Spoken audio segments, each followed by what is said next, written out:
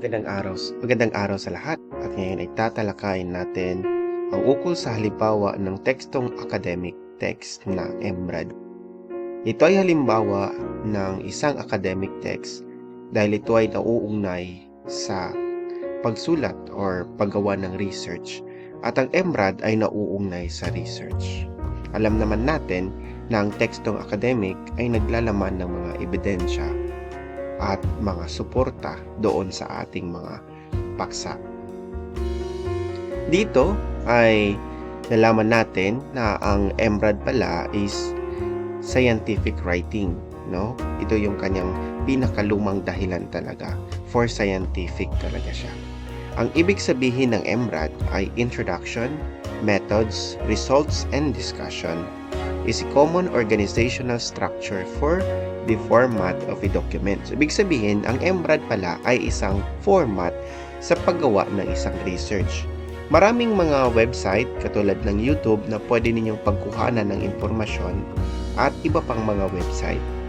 So ano nga ba ang ibig sabihin or saan nanggaling or sino ang unang nakatuklas ng EMRAD? Ang EMRAD ay isang acronym na may mga ibig sabihin ng bawat letra. Yung I, introduction. Yung M, metodo. Yung RAD naman ay resulta at diskusyon.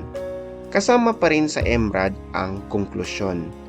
Bagaman hindi kabilang sa pangalan ang konklusyon, kulang ng letter K, ito ay bahagi pa rin ng EMRAD.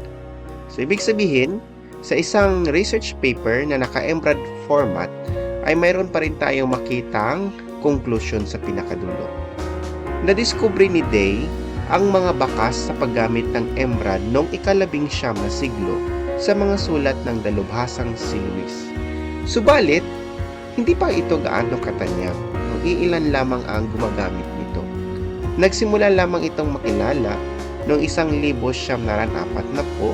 hanggang sa kasalukuyan ay unti-unti na siyang ginagamit ng iba't ibang institusyon. Kadalasan, ginagamit ang EMRAD format para sa mga scientific journal. Nakakatulong ang paggawa ng EMRAD lalo na sa mga eksperto dahil nagiging malinaw, clear yung mga binabasa nila kasi nga may structure. At higit sa lahat, kumpara sa traditional na anyo ng pagsulat ng isang research, ito ay mas madali. Kasi kunti na lang yung mga pages at kapag mag-publish kayo ng papers sa mga international publication, EMRAD format na ang hinihingi. Dito makikita natin ang tinatawag na the EMRAD model. Ito ay isang diagram, figure na binigay ni Wu noong 2011. Dito, makikita natin ito yung EMRAD. So, kumbaga, itong nandito ay ito yung makikita natin sa research paper. So, ito yung mga bahagi ng research, no? Una, the title, ano ang pamagat ng research. Pangalawa, abstract. Ang abstract, ito yung summary ng iyong research. Ibig sabihin, hindi ka makakasulat ng isang abstract kung hindi ka pa natapos sa pag-survey, wala pang result. Ang abstract po ang summary ng iyong research. Sapagkat dito, ang isusulat natin sa abstract, mga 200 words lang. Ito na yung magsasabi kung ano yung objective ng iyong study, ano ang method na ginamit, ano ang design na ginamit, ano ang resulta, ano ang konklusyon. So, ibig sabihin, lahat ng impormasyon doon sa iyong research ay nakapaloob na sa abstract. Pagkatapos ng abstract sa paper, makikita natin ang introduction. Sa introduction, dito ay mapabasa natin ang kaligiran ng pag-aaral, kahalagahan ng pag-aaral, yung nabuong hypothesis. Yung hypothesis para ito sa gumagawa ng research na quantitative. Teorya, conceptual framework, mga layunin, at mga research gap. So, ito ang laman ng ating introduction. Kadalasan yung iba may definition of terms at iba pa. So, sa kaligiran ng pag-aaral, dito natin mababasa na yung problem ay present siya globally, makikita siya sa Asian context, makikita siya sa national context. So, ibig sabihin, ito ay naglalaman ng mga ilang RRL din, no, sa background of the study natin. Sunod naman ay ang kahalagahan. Sino ang makabenepisyo sa iyong study? Sunod, ang hypothesis para sa quantitative. Kumbaga, magpre-predict tayo kung mayroon bang relasyon ang two variable o wala. Teorya, siguraduhin natin na sa isang research ay makakabuo tayo ng dalawang teorya. Yung unang teorya, yun yung ating main theory, at yung ikalawa naman, yun yung ating supporting theory. Of course, the conceptual framework for quantitative study, na kung saan ito yung magbibigay ng kumbaga, image, no, sa mga bumabasa ng isang research. Layunin, no, statement of the problem, paglalahad ng suliranin, dito na yan sa introduction. Pag matapos mo ito lahat, ay pupunta ka na ngayon sa methods. Sa methods, ang nilalaman nito na bahagi ay ang disenyo, instrumento, respondente, at ang procedure. Pag sinabi nating disenyo, ang research, ang pinaka-basic niyan, quantitative ba yan or qualitative? Pag sinabi nating disenyo na qualitative, nag-focus siya sa experience, sa perception, sa insights. So, ibig sabihin, ang instrument na gagamitin natin kapag yun yung design natin is interview or pwede observation. Kasi may different kinds of qualitative study kasi. So, kapag ang ating design ay quantitative, ibig sabihin ang ating instrument na gagamitin ay survey questionnaire. Take note na ang quantitative ay bumabase sa numerical data. Subalit, ang qualitative nakabase sa descriptions, mga salita. So, yan yung kaibahan ng dalawa.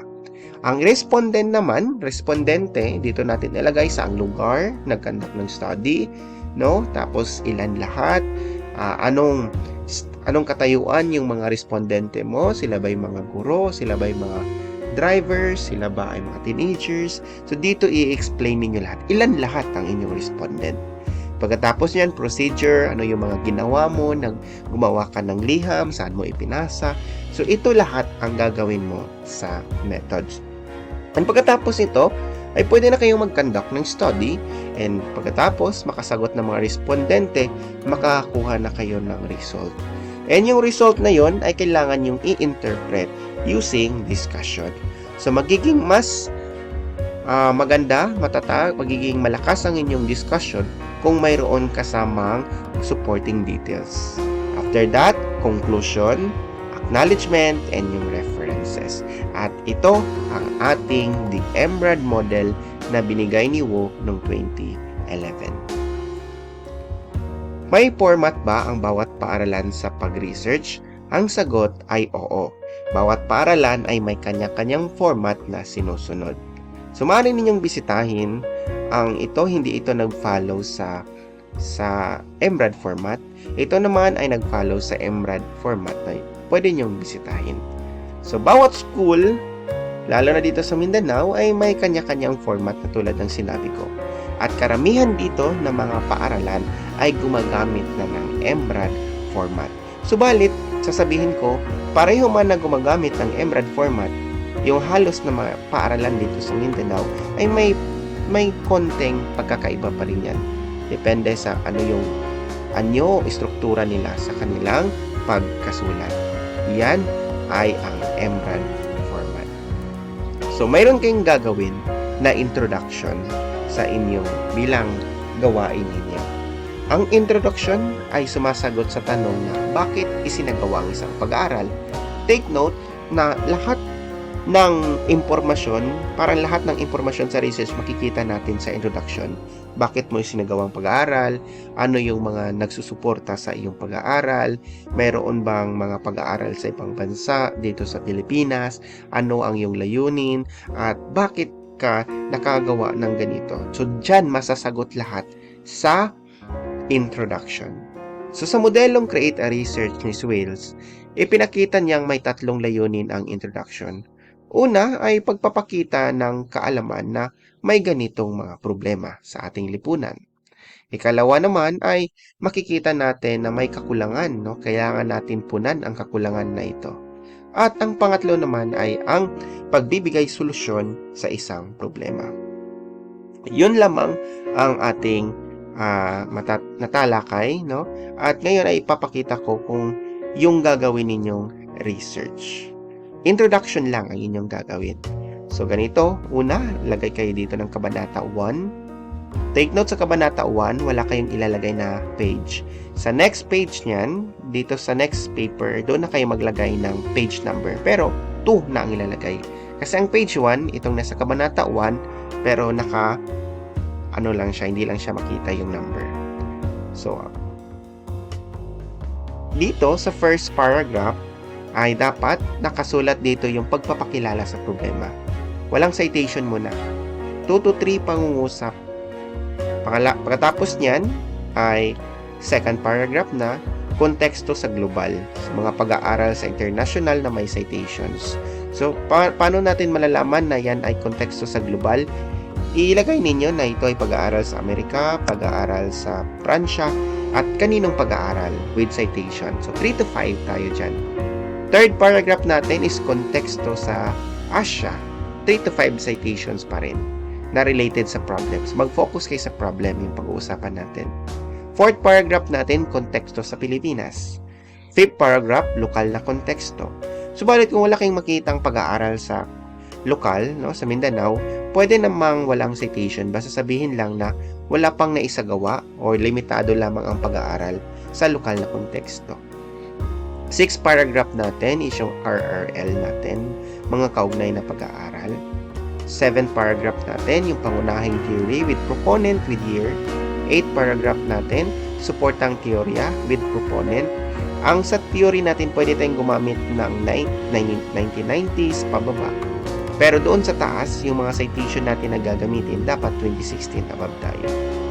Tapos niyan, ang pang-siyam natin is statement of the problem. Tapos kung gusto niyo makita yung format, please mag-ano kayo sa library. Nandoon yung format, yung naka-bookbind na mga research doon. Tignan niyo yung mga 2025 na na-publish. So, follow format na nasa library. Tapos, ang ating ika-10 ay hypothesis. So, ang hypothesis, gagawa lang kayo ng hypothesis kung ang inyong research ay isang quantitative. Kung qualitative, wala na hypothesis. 11 natin is kahalagahan ng pag-aaral. Follow the format na nasa library. Ang ika-12 natin is saklaw at limitasyon. 13 natin ay definition ng terminolohiya. At ang panghuli ay sanggunian. So, ipasa lamang ito na ilagay ko na ito sa inyong Google Classroom. At sana may sagawa ninyo dahil ito ay 100 points. At kung mahirapan kayo sa paggawa ng title, no, una kasi maghanap kayo ng problema kung saan kayo na barangay, pagkatapos ay gawa niyo yun ng research title at yun yung gawa niyo ng introduction. Pwede naman kayo magpatulong o maghingi ng gabay sa mga AI muna kasi nagsisimula pa lang kayo. I-specify niyo lang kung ano yung gusto ninyong hingiin. No? So, halimbawa, dito mag-ano tayo sa Gemini. Magtanong tayo sa Gemini.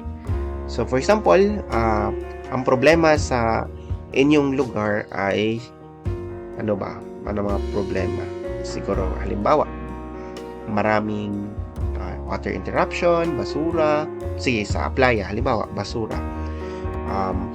Gusto kong humingi ng qualitative na research title na ang problema ay ukol sa basura. So, kayo na bahala kung gusto nyo quanti, gusto nyo action research, magbibigayan siya ng mga question. So, dito makikita natin ang kanyang mga question. Ito. Higit pa sa pagtatapon, isang pinological na pag-aaral sa pananaw ng mga kabataan sa waste segregation. So, ibig sabihin, ang ganda nito. This study is, ang focus niya is mag-i-interview kayo ng mga estudyante or ng mga tao, mga kabataan sa playa na ano yung kanilang pananaw hinggil sa yung basurahan na nilalagay doon sa playa. Diba? Ang ganda ng kanyang study. So, pili lang kayo kung saan kayo komportable dyan ng mga title.